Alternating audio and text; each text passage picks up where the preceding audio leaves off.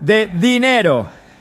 Ellos entendieron que no podían seguir guardando esos objetos en sus casas, aunque tuvieran un gran valor material. Sabían que mantenerlos significaba abrir una puerta a la opresión espiritual. Es posible que en tu hogar haya cosas que, sin que lo sepas, estén afectando el ambiente espiritual. Algunos objetos son evidentes: imágenes de ídolos, amuletos, símbolos de religiones falsas.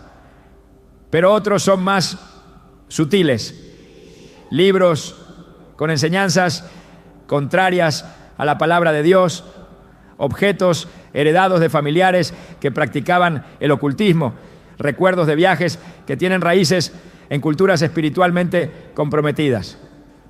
Incluso algunos adornos que parecen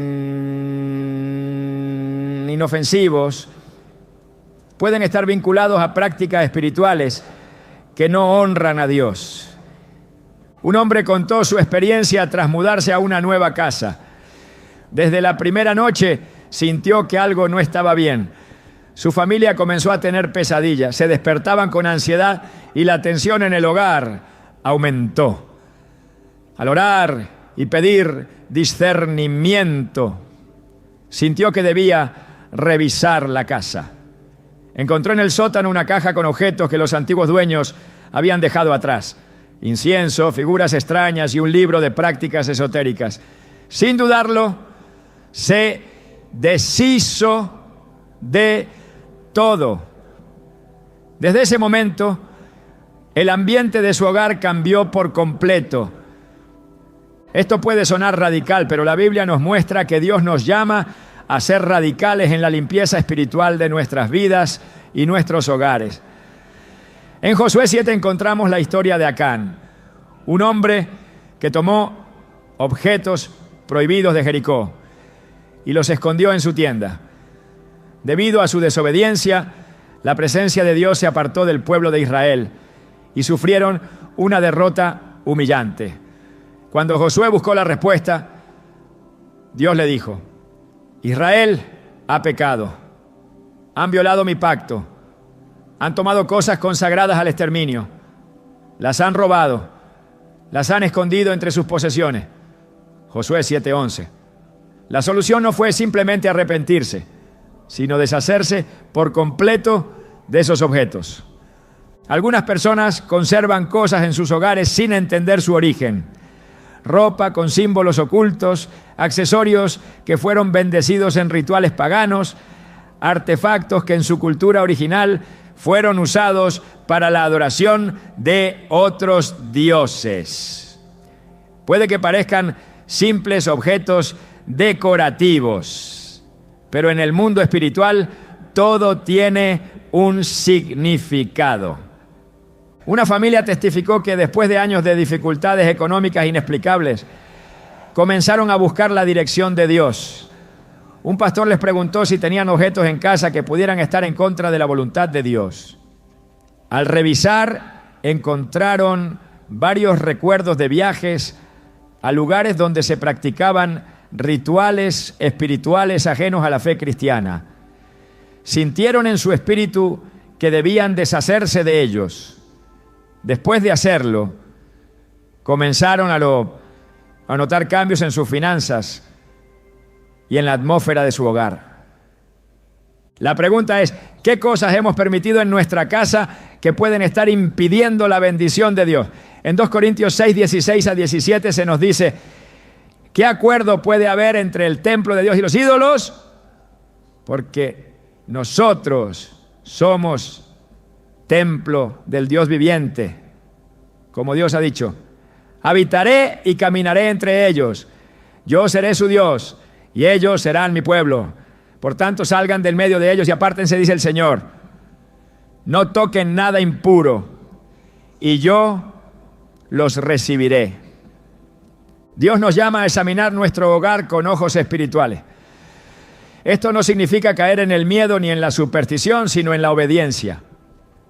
No se trata de buscar demonios detrás de cada cosa, sino de ser sensibles a la voz de Dios y eliminar cualquier objeto que pueda estar afectando nuestra vida espiritual. Si al revisar tu casa sientes que hay algo que no debería estar ahí, ora y pídele dirección a Dios. Pregúntale si hay algo que necesitas sacar. Si el Espíritu Santo te da convicción sobre algo, no dudes en deshacerte de ello. La obediencia siempre trae bendición. Cuando eliminamos de nuestro hogar lo que no honra a Dios, abrimos la puerta para que su presencia llene cada rincón con paz, gozo y protección. La purificación de nuestro hogar no es solo una acción simbólica, es un acto de fe y compromiso con Dios. En Hechos 19, aquellos que quemaron sus libros de magia dieron un testimonio poderoso de su transformación. No los vendieron, no los regalaron, sino que los destruyeron porque entendieron que no había lugar para esas cosas en sus vidas. Hoy Dios nos llama a hacer lo mismo. Si hay algo en tu hogar que no glorifica a Dios, hoy es el día de tomar acción. No permitas que objetos ocultos sigan trayendo oscuridad a tu casa. Dios quiere habitar en tu hogar, pero Él no comparte su gloria con nada ni con nadie.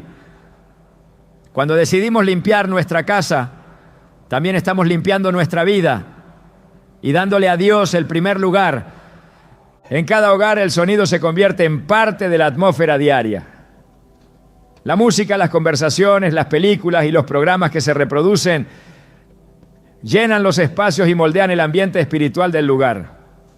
Muchos no consideran que lo que escuchan y ven puede afectar su vida espiritual. Pero la Escritura es clara al advertir sobre el poder de las palabras y los mensajes que penetran en el corazón.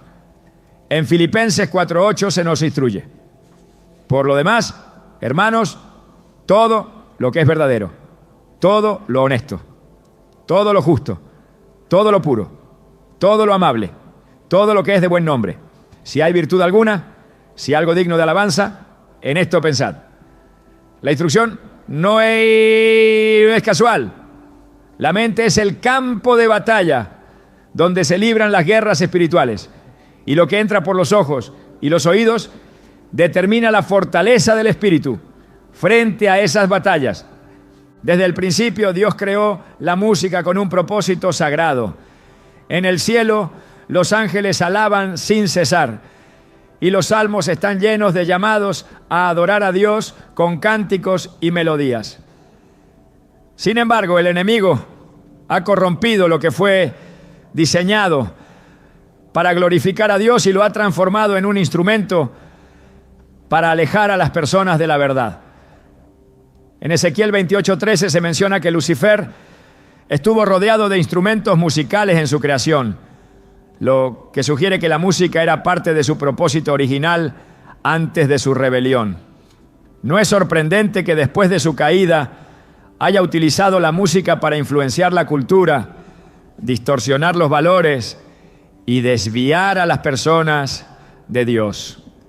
La música no es neutral. Cada nota, cada letra y cada ritmo tienen un propósito y transmiten un mensaje.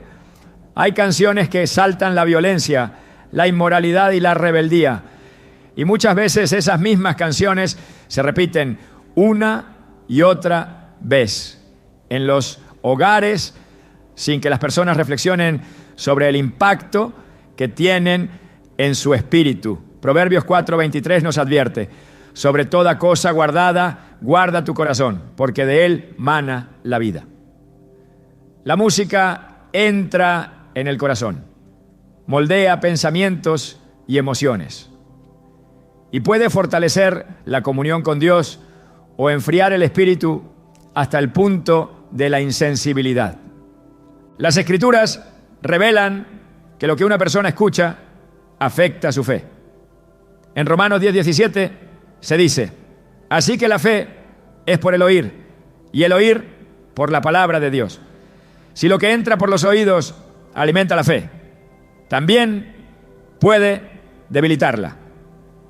Cuando una persona se expone continuamente a letras que glorifican el pecado, poco a poco su percepción sobre la santidad se va diluyendo.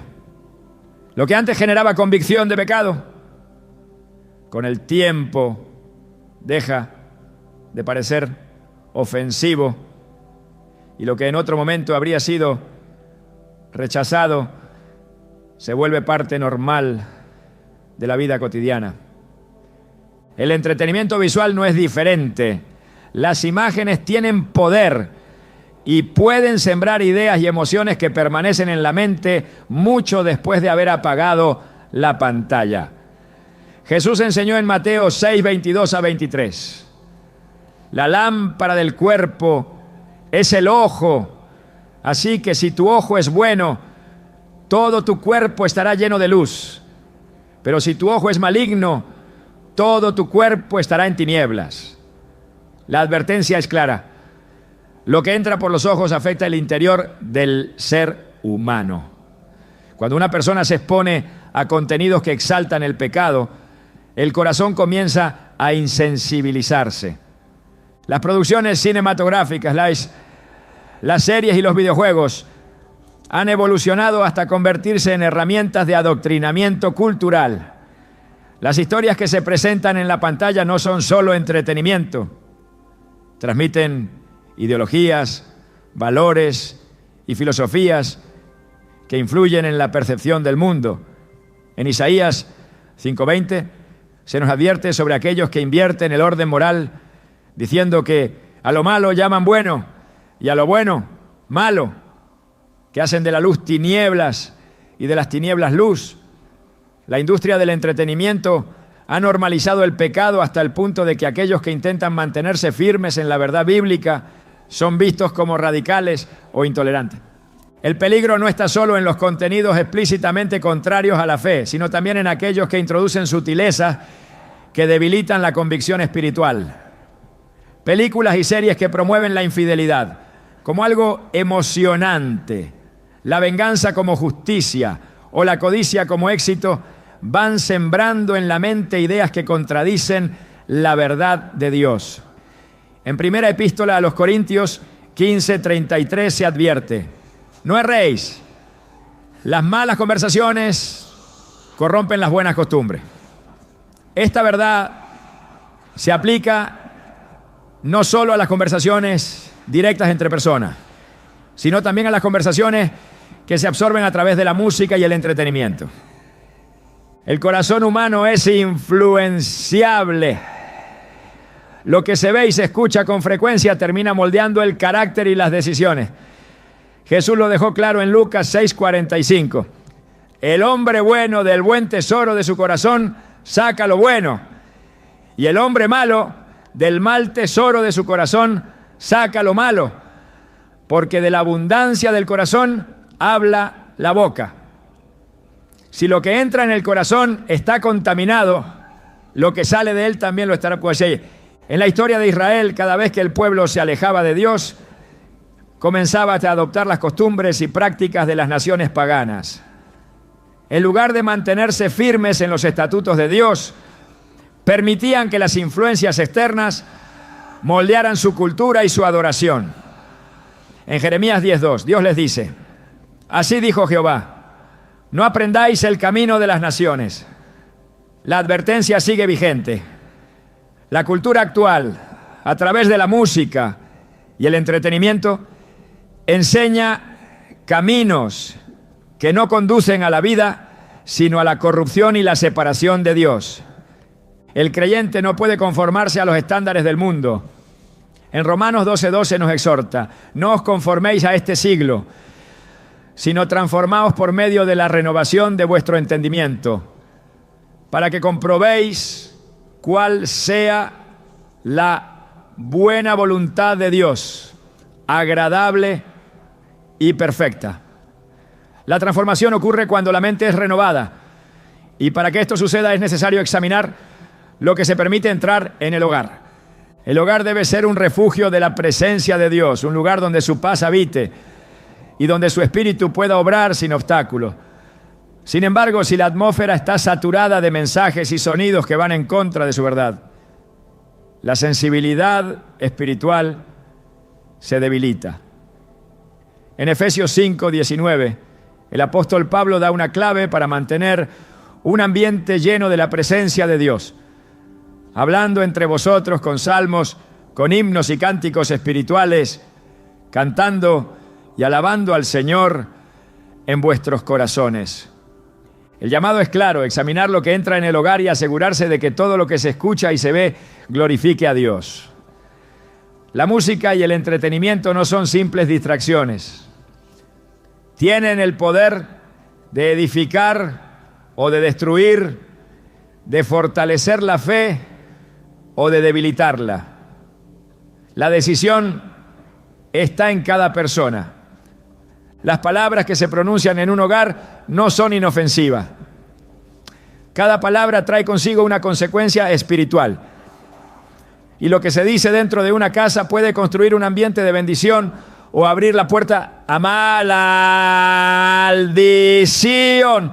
La Biblia lo expresa con claridad en Proverbios 18, 21. La muerte y la vida están en poder de la lengua, y el que la ama comerá de sus frutos.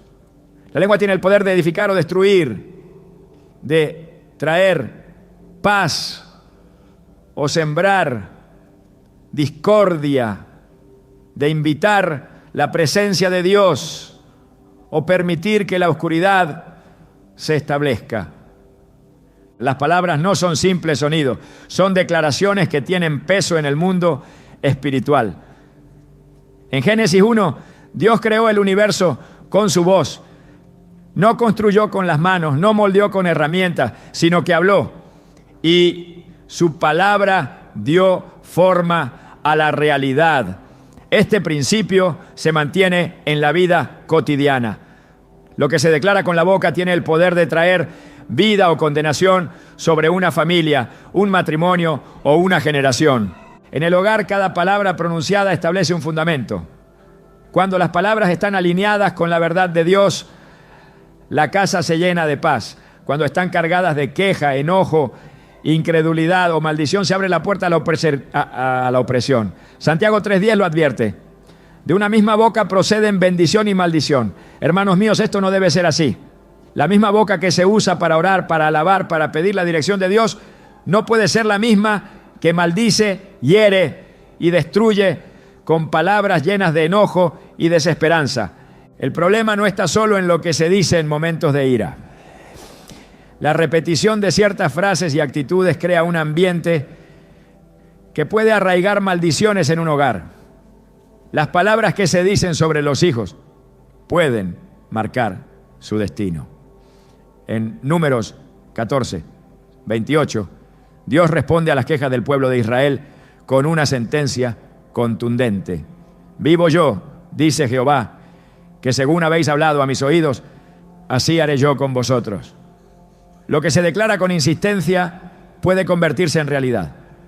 Si en un hogar se pronuncian constantemente palabras de derrota, fracaso, enfermedad o escasez, eso es lo que comenzará a manifestarse en la vida de quienes habitan allí. Las palabras de queja y murmuración fueron una de las razones por las cuales los israelitas no entraron en la tierra prometida. Aunque Dios les había dado una promesa, sus bocas solo declaraban duda y negatividad. En Éxodo 16:8 Moisés les dice: vuestra murmuración no es contra nosotros, sino contra Jehová. La queja constante no solo refleja insatisfacción, sino que es una declaración de incredulidad en el poder de Dios. Un hogar donde la queja es habitual se convierte en un ambiente donde la fe se debilita y la presencia de Dios se apaga. El poder de las palabras no solo afecta a quienes las pronuncian, sino también a quienes las escuchan. Los niños que crecen en un ambiente donde se habla constantemente de miedo, fracaso o escasez, desarrollan una mentalidad que los acompaña toda su vida. Proverbios 22:6 enseña: instruye al niño en su camino, y aun cuando fuere viejo no se apartará de él. La instrucción no solo se da con acciones, sino con palabras. Un niño que escucha constantemente que es incapaz, que no tiene valor o que nunca logrará nada, terminará creyéndolo y actuando conforme a esas palabras. Las actitudes dentro del hogar también influyen en la atmósfera espiritual. No basta con evitar malas palabras si la actitud sigue reflejando ira, desánimo o resentimiento. Efesios 4, 31 a 32 instruye: quítense de vosotros toda amargura, enojo, ira, gritería y maledicencia y toda malicia. Antes, sed benignos unos con otros, misericordiosos, perdonándoos unos a otros, como Dios también os perdonó a vosotros en Cristo. Un hogar donde la amargura y la falta de perdón reinan se convierte en un lugar donde el enemigo encuentra acceso para traer división y contienda. Las discusiones constantes y el descontrol emocional abren la puerta a un ambiente de opresión. En Proverbios 21:9 se dice: mejor es vivir en un rincón del terrado que con mujer rencillosa en casa espaciosa. La contienda no solo afecta la paz del hogar, sino que aleja la presencia de Dios. Un hogar donde se levantan voces en gritos de ira y se expresan palabras hirientes se convierte en un lugar donde la armonía es imposible y el espíritu se debilita. La mentira es otra de las actitudes que afectan la atmósfera espiritual de un hogar. Satanás es llamado el padre de la mentira en Juan 8:44, y cada vez que se practica la falsedad, se establece una conexión con su naturaleza. La Biblia es clara al decir que los labios mentirosos son abominación para Dios. Proverbios 12:22. Un hogar donde la mentira es común, donde se ocultan verdades o se manipulan situaciones con engaño, es un hogar que se aleja de la luz de Dios. La palabra de Dios no deja dudas sobre lo que debe caracterizar el lenguaje de quienes le siguen. En Colosenses 3:8 a 9 se exhorta: pero ahora dejad también vosotros todas estas cosas: ira, enojo, malicia, blasfemia, palabras deshonestas de vuestra boca. No mintáis los unos a los otros, habiéndoos despojado del viejo hombre con sus hechos. La transformación de un hogar comienza con la transformación de las palabras y actitudes de quienes lo habitan. Cada palabra pronunciada tiene un efecto. En Mateo 12:36, Jesús advirtió: mas yo os digo que de toda palabra ociosa que hablen los hombres, de ella darán cuenta en el día del juicio. Nada de lo que se dice es insignificante. Todo tiene un peso y una consecuencia. Y es responsabilidad de cada persona elegir palabras que edifiquen y no que destruyan. Las Escrituras revelan que las palabras tienen un impacto no solo en el presente, sino en el futuro. En Génesis 27, Isaac pronunció una bendición sobre Jacob que no podía ser revocada. Una vez declarada, esa bendición tenía un poder irreversible. Esto muestra que lo que se habla sobre una persona o un hogar tiene un peso eterno. Por esta razón, en Deuteronomio 30:19 se presenta una elección clara. A los cielos y a la tierra llamo por testigos hoy contra vosotros, que os he puesto delante la vida y la muerte, la bendición y la maldición. Escoge pues la vida para que vivas tú y tu descendencia. El llamado es a llenar el hogar con palabras de bendición, con declaraciones que fortalezcan la fe, con un lenguaje que refleje la verdad de Dios. En Salmos 19:14 se expresa el deseo de todo aquel que quiere agradar a Dios con sus palabras.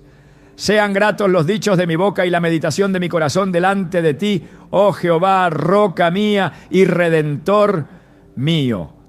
Cuando un hogar se llena de palabras que honran a Dios, su presencia se manifiesta, la paz se establece y la atmósfera espiritual se transforma.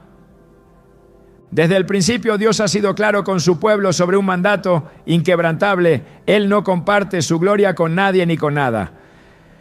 La adoración que le pertenece solo a Él no puede ser mezclada con elementos que desvíen el corazón. En Éxodo 20, 3 a 5, se establece con firmeza: no tendrás dioses ajenos delante de mí. No te harás imagen ni ninguna semejanza de lo que esté arriba en el cielo, ni abajo en la tierra, ni en las aguas debajo de la tierra. No te inclinarás a ellas ni las honrarás, porque yo soy Jehová tu Dios, fuerte, celoso. La advertencia es directa y absoluta. Nada que represente un falso Dios debe tener un lugar entre su pueblo, ni en los altares, ni en los hogares. Las Escrituras relatan en numerosas ocasiones cómo la idolatría llevó a la ruina a naciones enteras. Israel fue testigo de milagros incomparables, pero aún así, una y otra vez permitió que imágenes y símbolos ajenos a Dios entraran en sus vidas. Cuando Moisés subió al monte Sinaí para recibir la ley, el pueblo no esperó en paciencia, sino que recogió oro, lo fundió y creó un becerro de metal al que llamaron su Dios. En Éxodo 32:8, Dios habló con indignación: pronto se han apartado del camino que les ordené. Se han hecho un becerro de metal fundido y lo han adorado. Y le han ofrecido sacrificios y han dicho: Israel, este es tu Dios, que te sacó de la tierra de Egipto. La idolatría no comienza con el deseo de apartarse de Dios, sino con la aparente necesidad de tener algo visible, algo tangible, una imagen a la que dirigir oraciones. No siempre es una estatua o una figura ceremonial. A veces la idolatría se presenta de formas más sutiles. La confianza depositada en un objeto que se cree que tiene poder, la dependencia de símbolos considerados de protección, la atribución de energía espiritual a piedras, amuletos o imágenes. Todo esto abre una puerta peligrosa. Dios no comparte su autoridad con objetos inertes ni con representaciones humanas de lo divino. En Deuteronomio 4, 16 a 19 se advierte contra la tentación de fabricar imágenes con apariencia humana, animal o celestial, porque detrás de ellas no hay un simple adorno, sino un acto de rebeldía espiritual. El error de muchos no está en fabricar ídolos, sino en conservarlos, en justificar su presencia con argumentos de tradición, cultura o sentimentalismo. En la historia de los reyes de Israel, aquellos que destruyeron los altares paganos y eliminaron las imágenes fueron los que experimentaron restauración y victoria. Pero aquellos que permitieron que los símbolos de adoración ajena permanecieran en el pueblo, vieron su ruina. En 2 Reyes 23, 24, 25 se relata cómo Josías, un rey que buscó honrar a Dios, eliminó toda práctica idólatra. Además, eliminó Josías a los que consultaban a los espíritus y a los adivinos, y quitó los ídolos y todas las abominaciones que se veían en la tierra de Judá y en Jerusalén, para cumplir las palabras de la ley que estaban escritas en el libro que el sacerdote Hilcías había hallado en la casa de Jehová.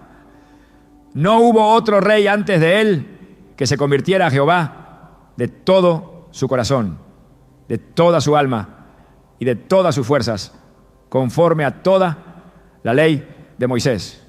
Ni después de él nació otro igual.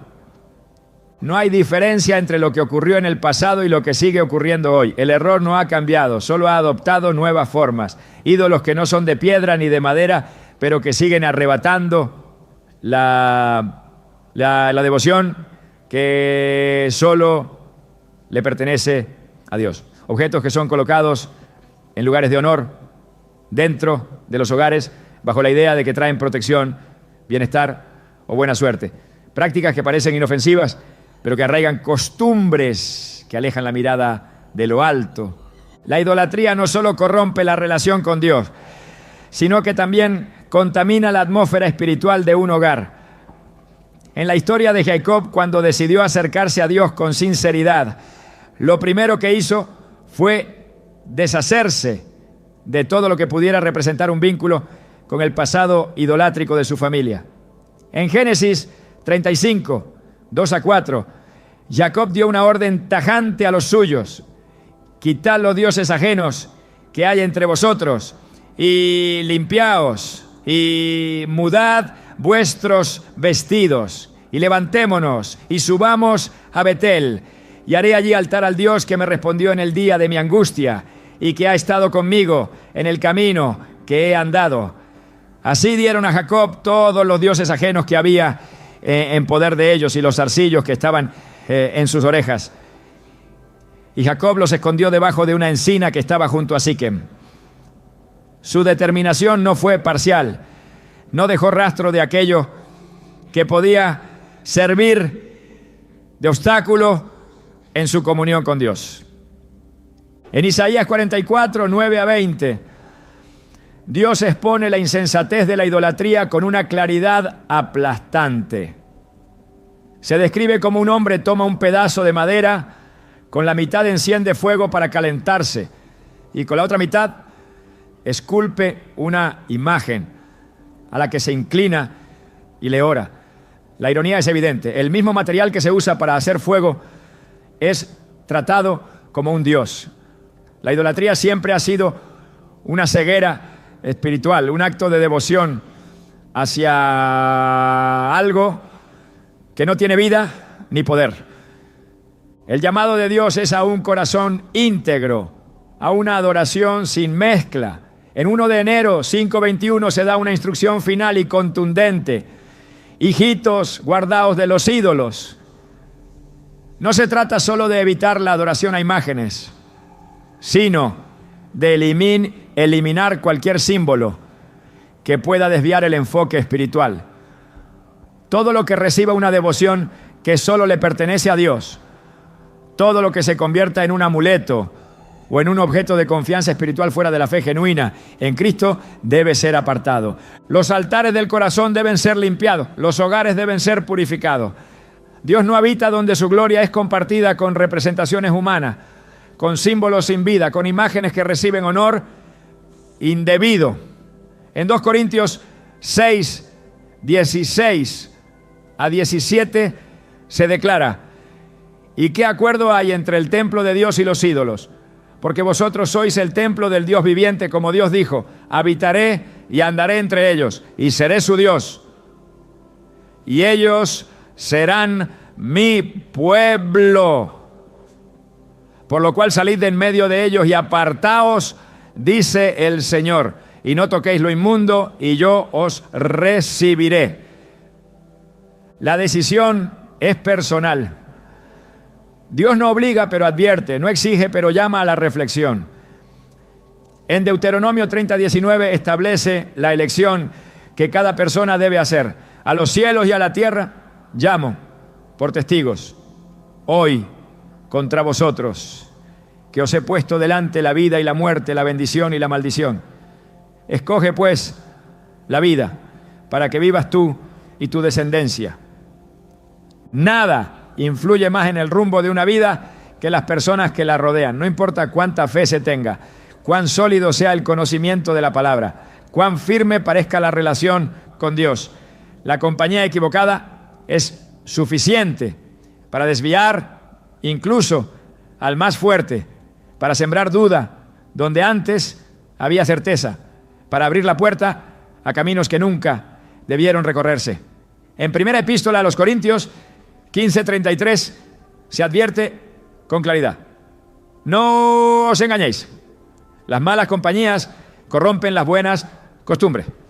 No se trata solo de evitar relaciones evidentemente dañinas, sino de comprender que hay vínculos que, aunque parezcan inofensivos, están diseñados para debilitar la fe y arrastrar a la destrucción. Desde el principio, Dios estableció la importancia de mantenerse apartado de influencias que desvíen del camino correcto. Cuando Israel estaba por entrar en la tierra prometida, la instrucción fue tajante: no debían mezclarse con los pueblos que allí que allí habitaban. No debían formar alianzas con ellos, no debían tomar sus costumbres ni permitir que sus prácticas entraran en sus hogares. En Deuteronomio 7, 2-4 se declara: no harás alianza con ellas, ni tendrás de ellas misericordia.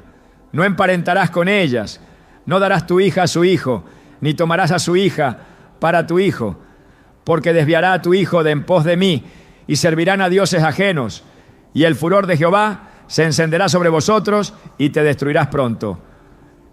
La orden no era por crueldad, ni por falta de compasión, sino porque Dios conocía la fragilidad del corazón humano, y cómo la cercanía con personas ajenas a su propósito podía llevar a la idolatría y la rebelión. A lo largo de la historia, los mayores fracasos espirituales no fueron producto de ataques externos, sino de la influencia de personas cercanas. Salomón, el hombre más sabio que ha existido, cuya sabiduría fue dada por Dios mismo, no cayó por una guerra ni por un enemigo poderoso, sino por las relaciones que permitió en su vida. En el primer Rey 11:4 se registra el resultado de sus malas decisiones. Y cuando Salomón era ya viejo, sus mujeres inclinaron su corazón tras dioses ajenos, y su corazón no era perfecto con Jehová su Dios como el corazón de su padre David.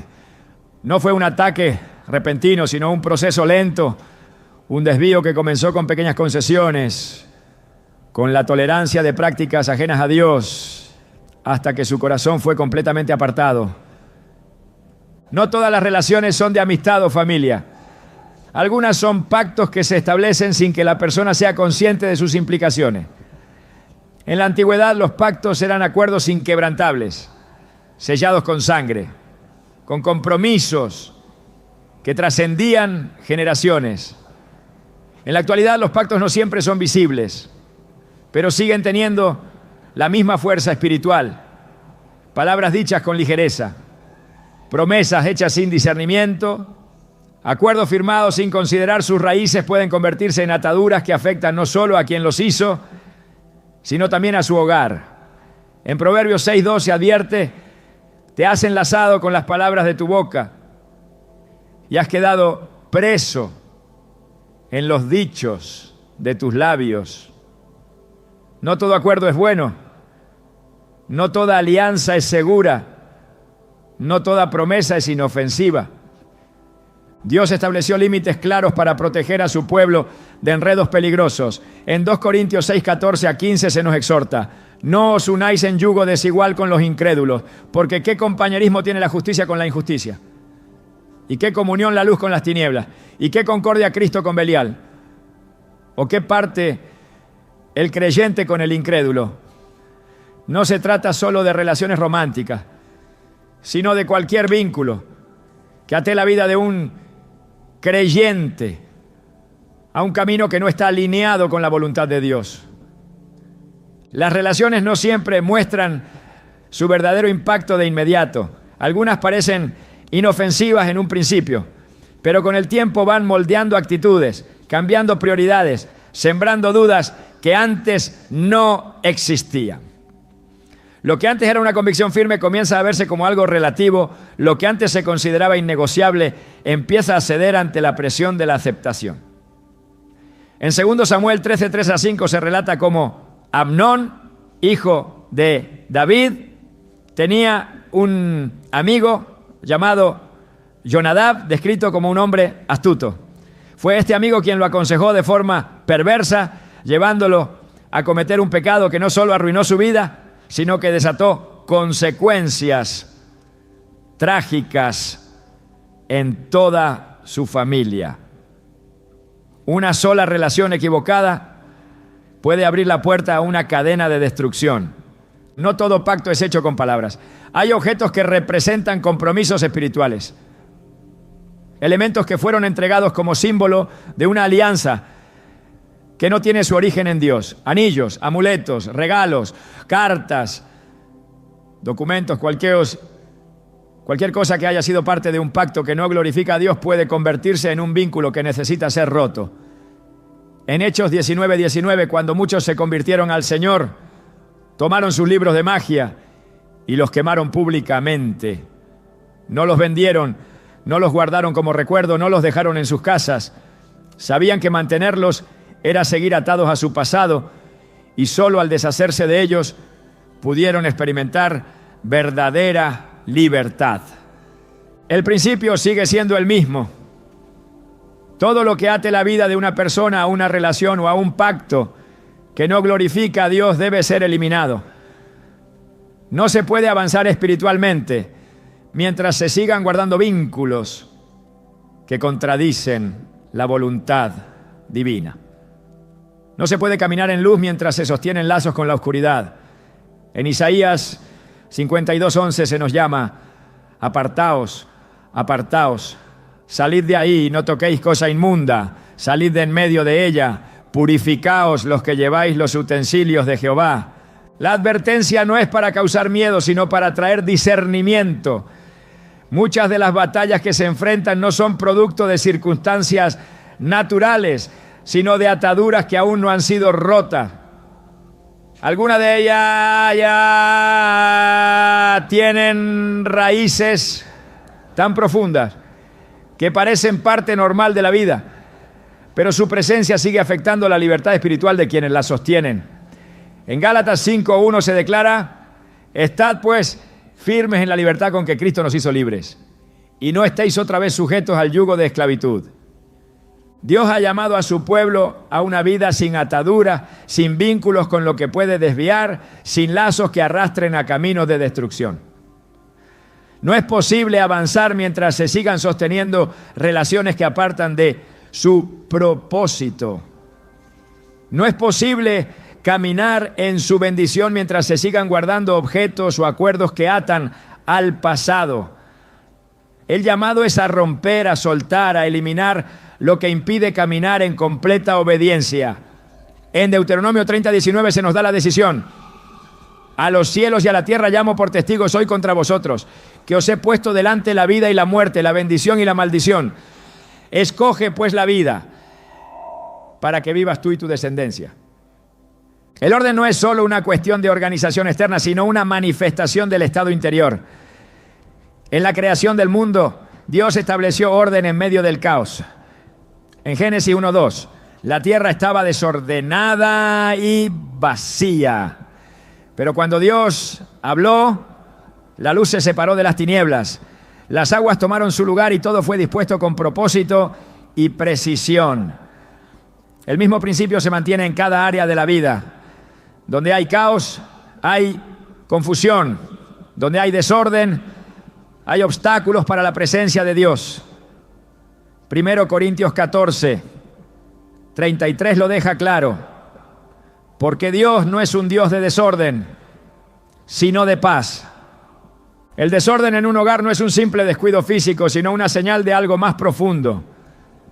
No se trata solo de objetos fuera de lugar, de acumulación innecesaria o de falta de limpieza, sino de un reflejo de la estructura espiritual de quienes lo habitan. Un hogar en desorden es un espacio donde la paz se ve amenazada, donde la ansiedad y el desánimo encuentran terreno fértil, donde la mente no encuentra claridad. La confusión y la falta de estructura son herramientas que el enemigo utiliza para desgastar a las personas, para distraerlas de lo realmente importante y para sembrar desorden en sus corazones. Dios llamó a su pueblo a la santidad en cada área de su vida, incluyendo su entorno. Cuando estableció su presencia en medio de Israel, ordenó que el campamento fuera mantenido en pureza. En Deuteronomio 23:14 se explica la razón. Porque Jehová tu Dios anda en medio de tu campamento para librarte y para entregar a tus enemigos delante de ti. Por tanto, tu campamento ha de ser santo, para que Él no vea en ti cosa inmunda y se aparte de ti. La santidad no se limita a lo espiritual, sino que también involucra el ambiente que se habita. En el templo todo tenía un lugar asignado. Cada elemento del tabernáculo fue diseñado bajo un patrón divino, con medidas exactas y funciones específicas. Nada era dejado al azar, nada estaba fuera de lugar. Dios mostró con esto que el orden es parte de su naturaleza y que el desorden no tiene cabida en su presencia. Cuando los sacerdotes ministraban, seguían instrucciones precisas.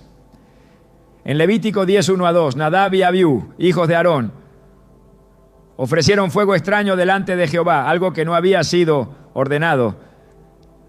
Y como resultado, el fuego de Dios descendió y los consumió.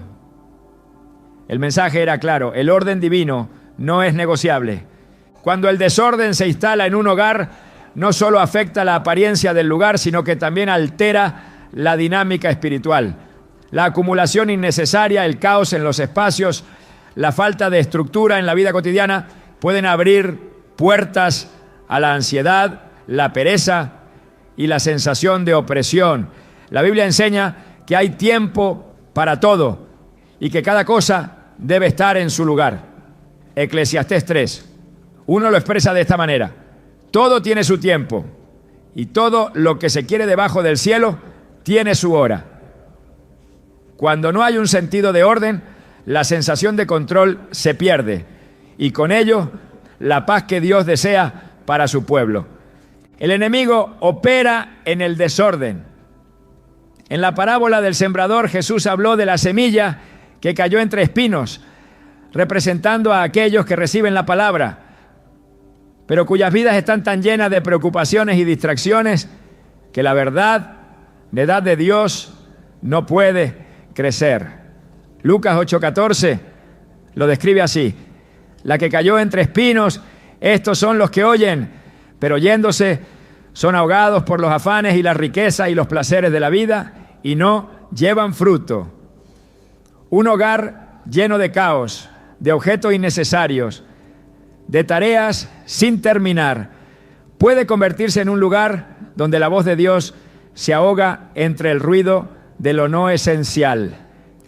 El orden en el hogar no solo impacta a quienes viven en él, sino que también influye en la atmósfera espiritual. En Josué 24:15, el líder de Israel hizo una declaración contundente: yo y mi casa serviremos a Jehová.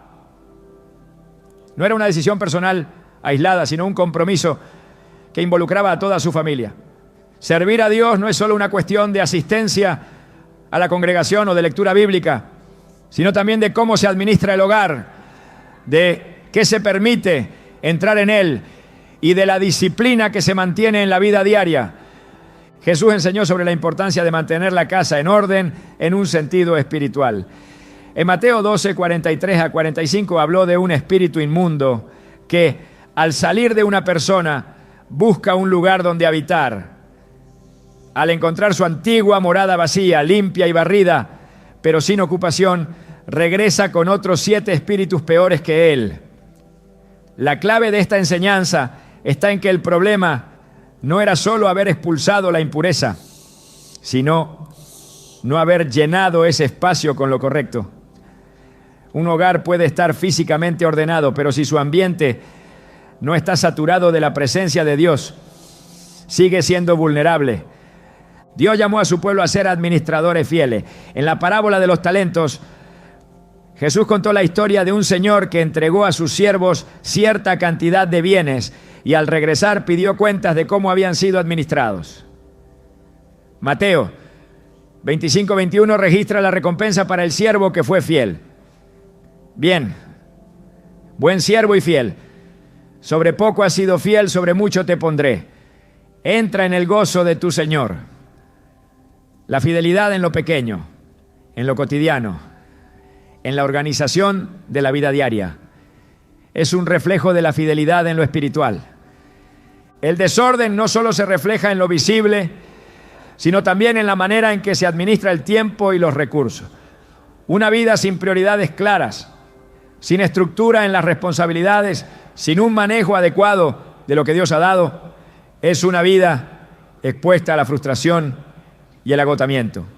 Efesios 5:15-16 exhorta: mirad pues con diligencia cómo andéis, no como necios, sino como sabios, aprovechando bien el tiempo, porque los días son malos. La falta de orden roba tiempo, energía y enfoque, distrayendo de lo que realmente es importante. La solución no está solo en una limpieza externa, sino en una transformación interna. Un hogar debe ser un reflejo de la paz y la claridad que Dios trae a la vida de quienes le siguen. Colosenses 3:23 a 24 da una instrucción clave. Y todo lo que hagáis, hacedlo de corazón, como para el Señor y no para los hombres, ¿no? Sabiendo que del Señor recibiréis la recompensa de la herencia, porque a Cristo el Señor servís. Cada acción, cada decisión, cada esfuerzo por establecer orden en el hogar es una manera de honrar a Dios. Dios no opera en el caos, sino en la estructura, en la planificación, en la paz que surge cuando todo está en su lugar. No es una cuestión de perfección, sino de alineación con su voluntad. Un hogar ordenado es un reflejo de una vida bajo su gobierno. Salmos 37:23 lo confirma. Por Jehová son ordenados los pasos del hombre, y él aprueba su camino. Un hogar no es solo el espacio donde se vive, es el reflejo de lo que se permite habitar en el corazón. Cada objeto, cada palabra, cada influencia que entra en la casa deja una huella en la atmósfera espiritual. La Biblia está llena de referencias al hogar, no solo como un lugar físico, sino como un símbolo de la vida misma. Jesús enseñó que lo que hay dentro de una casa revela lo que hay dentro del alma. En Mateo 7:24 a 27 habló de dos hombres. Uno construyó sobre la roca y el otro sobre la arena. Ambos levantaron casas, ambos enfrentaron tormentas, pero solo una permaneció en pie. No fue la apariencia externa lo que determinó su destino, sino el fundamento sobre el que fueron edificadas. La purificación del hogar no es solo una acción simbólica, es un acto de fe. Es un testimonio visible de que Dios tiene el primer lugar. En Josué 24:15 se encuentra una de las declaraciones más contundentes de la Escritura. Yo y mi casa serviremos a Jehová. No fue una expresión de deseo, sino una decisión absoluta. No dijo, esperamos servir, ni intentaremos servir. Declaró con autoridad que su hogar sería un territorio de Dios. Esa misma convicción es la que transforma no solo una casa, sino una familia entera. Las generaciones están marcadas por lo que se permite entrar en el hogar. Las influencias que una persona tolera no solo la afectan a ella, sino que se convierten en la herencia espiritual de sus hijos y de aquellos que vendrán después. En Éxodo 25, Dios advierte que las consecuencias de la idolatría pueden alcanzar hasta la tercera y cuarta generación. Pero también promete algo mayor. Su misericordia se extiende a 1000 generaciones de los que le aman y guardan sus mandamientos. Cada decisión de purificación, cada acto de obediencia, cada compromiso con la santidad es una semilla que dará frutos en el futuro. El enemigo siempre ha querido infiltrarse en los hogares porque sabe que es ahí donde se construyen los cimientos de la fe. En Génesis 3, la serpiente no atacó a Adán y Eva en el templo ni en un altar, lo hizo dentro de su hogar. Entró en el espacio que Dios les había dado y sembró duda, confusión y desobediencia. Lo mismo sucede hoy. El ataque no siempre es evidente. A veces viene disfrazado de costumbre, de tradición, de algo aparentemente inofensivo. Pero lo que se tolera en lo pequeño crece en lo oculto. Un hogar consagrado no se trata de paredes y muebles, sino de un ambiente que refleja la presencia de Dios. En el libro de Éxodo, Dios dio instrucciones detalladas para la construcción del tabernáculo, porque iba a ser su morada entre el pueblo. Cada detalle tenía un significado, cada objeto debía estar en el lugar correcto, cada espacio tenía un propósito. Cuando todo fue preparado conforme a su diseño, la gloria de Dios descendió. En Éxodo 40:34 se describe ese momento. Entonces la nube cubrió el tabernáculo de reunión y la gloria de Jehová llenó el tabernáculo. La presencia de Dios no habita en el caos ni en lo impuro, sino en lo que ha sido apartado para Él. Hay una diferencia entre una casa donde Dios es un visitante y una casa donde Él es el dueño. En muchas ocasiones, las personas quieren que Dios intervenga en sus vidas, pero no están dispuestas a entregarle el control de su hogar. Quieren su bendición, pero siguen permitiendo cosas que contradicen su voluntad. En Apocalipsis 3:20, Jesús dice: he aquí, yo estoy a la puerta y llamo. Si alguno oye mi voz y abre la puerta, entraré a él y cenaré con él y él conmigo. Dios no se impone, Él espera ser invitado. Un hogar consagrado es aquel donde su voz no es ignorada y su presencia no es relegada a un rincón. El proceso de limpiar una casa espiritual es un acto de guerra. No es solo una decisión física, sino una confrontación contra todo lo que ha tratado de establecerse en ese lugar. En Efesios 6:12 se declara: porque no tenemos lucha contra sangre y carne, sino contra principados, contra potestades, contra los gobernadores de las tinieblas de este siglo, contra huestes espirituales de maldad en las regiones celestes. No es casualidad que algunas cosas sean difíciles de soltar, que ciertos objetos parezcan insignificantes, que ciertas influencias se justifiquen con argumentos emocionales. Todo lo que se resiste a salir es porque tiene raíces más profundas de lo que parece. Pero cuando la autoridad de Dios es establecida, nada puede permanecer en contra de su voluntad. El compromiso con un hogar santo requiere vigilancia constante. En Nehemías 13 se relata cómo el pueblo de Israel, después de haber sido restaurado, permitió nuevamente la entrada de influencias ajenas a Dios. Nehemías, al ver lo que estaba ocurriendo, tomó medidas drásticas. En el versículo 9 dice: y mandé que limpiasen las habitaciones, e hice volver allí los utensilios de la casa de Dios, las ofrendas y el incienso. No bastaba con sacar lo que estaba contaminando el templo, también era necesario restaurar lo que pertenecía a Dios. Un hogar no solo necesita ser limpiado de lo impuro, sino también llenado de la presencia de Dios. Las promesas de Dios están reservadas para aquellos que caminan en obediencia. En Isaías 32:18 se encuentra una promesa para quienes eligen vivir conforme a su voluntad. Mi pueblo habitará en morada de paz, en habitaciones seguras y en recreos de reposo. No se trata solo de protección física, sino de una paz que va más allá de las circunstancias, una seguridad que proviene de saber que Dios es el guardián de ese hogar. Cuando un hogar es entregado a Dios, su presencia se convierte en un escudo, en un refugio, en un lugar donde su voz es clara y su dirección es evidente. El llamado es a tomar una decisión definitiva, no a medias, no por un momento, no solo cuando hay crisis. Es un compromiso de vida. Un hogar consagrado a Dios no es aquel que busca su presencia solo en momentos de necesidad, sino aquel que ha decidido que cada rincón, cada palabra, cada influencia estará alineada con su voluntad. En 2 Reyes 23:25 se describe a Josías, un rey que decidió apartarse por completo de todo lo que no honraba a Dios.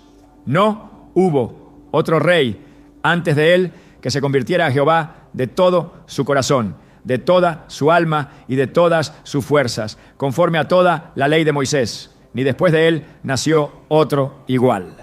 Dios está llamando a una generación que elija su camino sin reserva, que decida cerrar cada puerta al enemigo, que elija sacar de su vida todo lo que impida su obra, que determine que su hogar será un santuario para su gloria.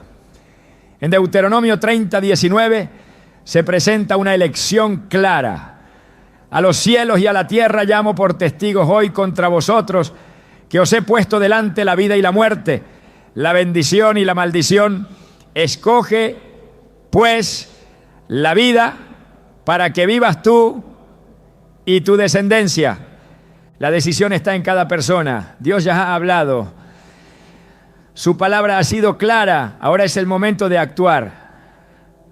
La consagración de un hogar no es un evento único, sino un compromiso diario. No se trata solo de eliminar lo que no honra a Dios, sino de mantener un ambiente donde su presencia sea el centro. La limpieza espiritual no es solo cuestión de sacar lo malo, sino de llenar cada espacio con lo que edifica, con lo que glorifica a Dios. En Mateo 5:14-16 Jesús dijo: vosotros sois la luz del mundo. Una ciudad asentada sobre un monte no se puede esconder. Ni se enciende una luz y se pone debajo de un almud, sino sobre el candelero, y alumbra a todos los que están en casa. Así alumbre vuestra luz delante de los hombres, para que vean vuestras buenas obras y glorifiquen a vuestro Padre que está en los cielos. Un hogar en el que Dios es exaltado no puede permanecer en la oscuridad. Su luz se nota, su ambiente se siente, su atmósfera refleja la presencia divina. Dios quiere habitar en un lugar donde Él sea bienvenido, donde su palabra tenga autoridad, donde su espíritu se mueva con libertad. En Apocalipsis 21:3 se nos da un adelanto de su plan eterno. He aquí el tabernáculo de Dios con los hombres, y Él morará con ellos, y ellos serán su pueblo, y Dios mismo estará con ellos como su Dios. Esta es la voluntad de Dios desde el principio: habitar con su pueblo no solo en el cielo, sino aquí en tierra, en la tierra. Pero Él no puede habitar donde su presencia es ignorada, donde se le da lugar a lo que es contrario a su santidad. Cuando se toma la decisión de consagrar un hogar a Dios, se abre la puerta a su paz, a su protección y a su dirección. En Isaías 60:18 hay una promesa para aquellos que hacen de su presencia su refugio. Nunca más se oirá en tu tierra violencia, destrucción ni quebrantamiento en tu territorio, sino que a tus muros llamarás salvación y a tus puertas alabanza. Esta es la recompensa de un hogar entregado a Dios: seguridad, bendición y una paz que sobrepasa todo entendimiento. La decisión ha sido puesta delante de cada persona. Dios ha hablado. Ahora es el momento de responder.